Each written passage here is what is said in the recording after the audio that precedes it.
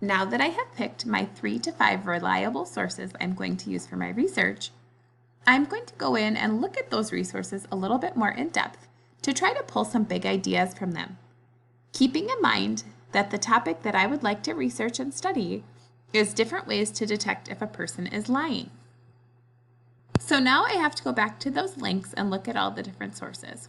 I'm going to start with source number 3. You can start with whatever one you want, but I think source number 3 sounds really interesting to me. Lying sets up a liar's brain to lie more.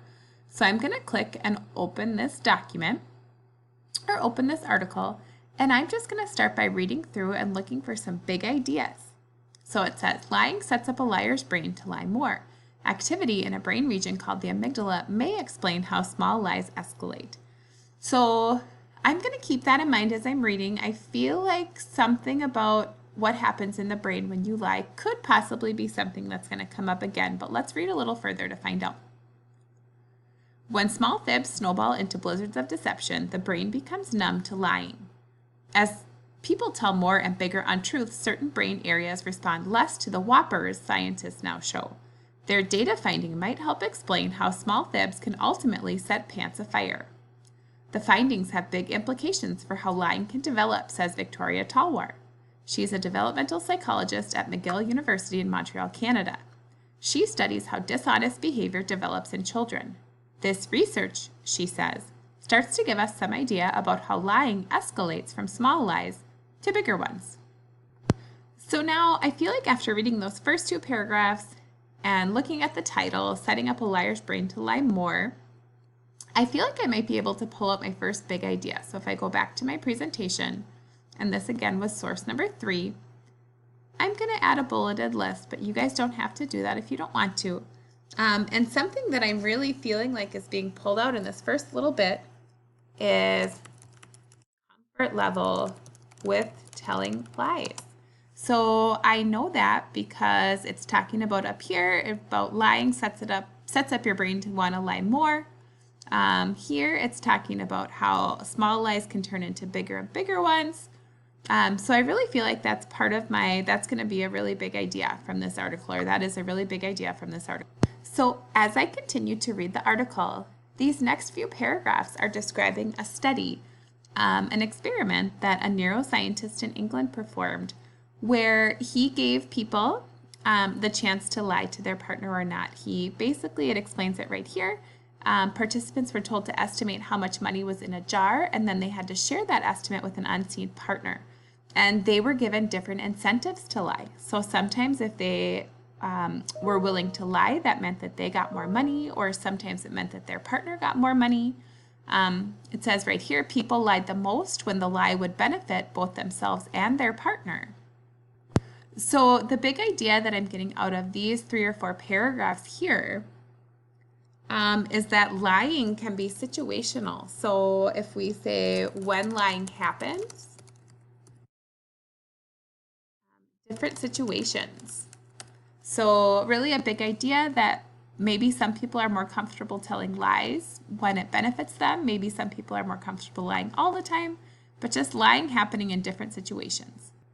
Moving down to the next part here, this paragraph that starts with 25 participants, this talks about how they use this really cool machine, a functional magnetic resonance imaging machine, to estimate brain activity based on blood flow in the brain. And so what they're finding is that brain activity lessened in certain areas of the brain, one being the amygdala. And so when people were telling lies, a drop in the amygdala activity could help them to predict what was going to happen if a person was going to lie or not on the next trial. So really, I think something that's super cool that it's talking to me about in this article is the technology we can use to detect lies.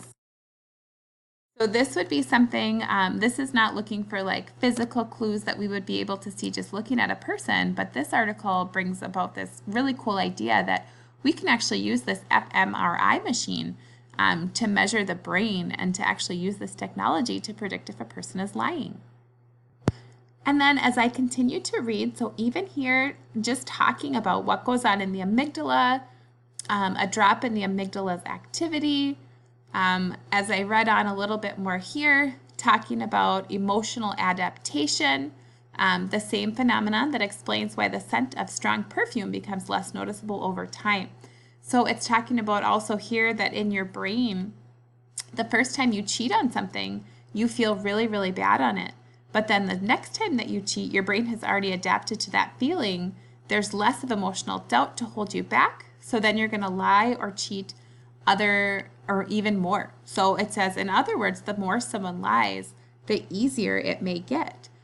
So I would pull out of here another really big idea that it's talking about in this article is just what is happening in the brain when we lie.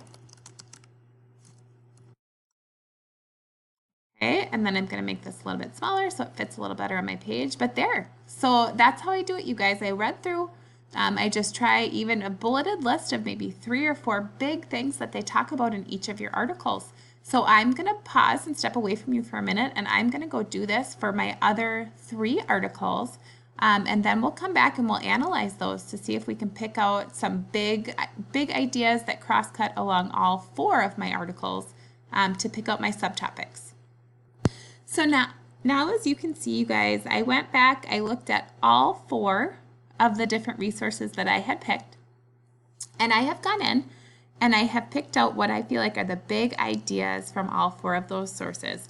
Again, if there were any that I was struggling with, I just talked to my teacher. If I was having a hard time summarizing or having a hard time deciding what they were talking about, a couple of times I did talk to my teacher, and they helped me kind of paraphrase and bring in some of those big ideas, or summarize, not paraphrase. And so now I'm going to look at my bullets. You can see I have about 4 bullets per source. And I'm going to try to look here for things that come up multiple times, things that I thought were super important, things that are going to help me to study what I wanted to study, which was different ways to detect if a person is lying.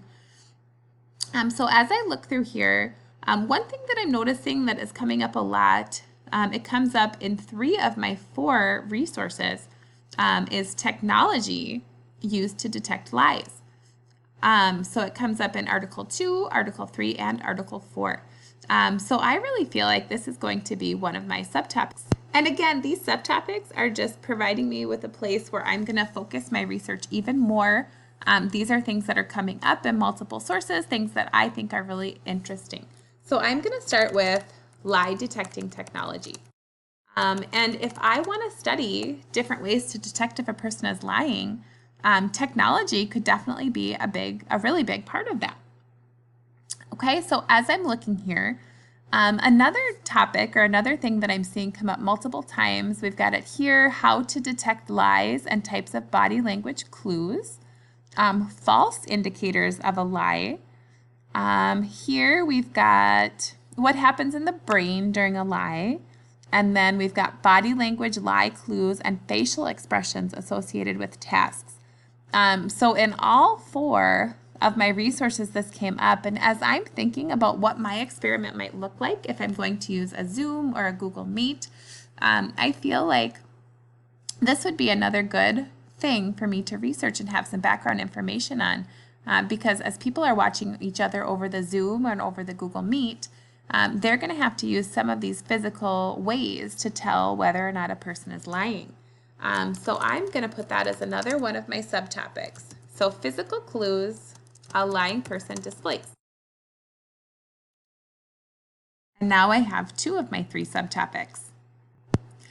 And now when I'm looking for my 3rd subtopic, I'm not really noticing another idea that cut across all 4 of my resources.